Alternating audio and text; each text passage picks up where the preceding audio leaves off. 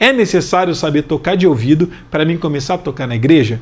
Não, gente. E eu vou falar muito sobre esse tema de tocar na igreja, porque esse é o objetivo principal nosso. E é o que eu mais ensino e trago aqui são ferramentas para você começar a tocar na igreja.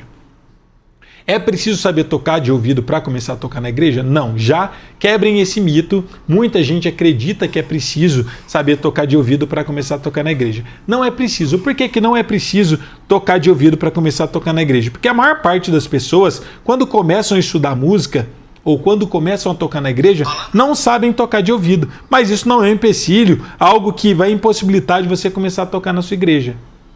Então, lembrem-se que a maior parte das pessoas não começa sabendo tocar de ouvido. Inclusive, a gente não tem que começar a tocar na igreja sabendo muita coisa, porque a gente vai desenvolvendo ao longo do caminho da trajetória. Eu sou um exemplo disso.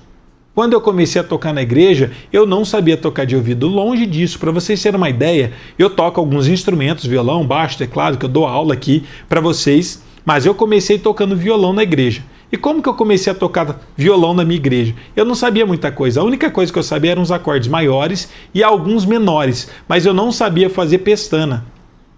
Para quem toca violão sabe que é aqueles acordes que tem que prender a mão. Eu não conseguia apertar e tirar som suficiente. Mas o que a minha mãe falou para mim? Você vai começar a tocar na igreja porque você vai desenvolver tocando na igreja. Eu sabia fazer o acorde de dó, ré, mi, o fá eu não sabia, o sol e o lá. O si eu também não sabia porque era pestana. E os acordes menores eu só sabia o acorde de mi menor, lá menor e ré menor. Então, teoricamente, eu sabia 8 acordes diferentes.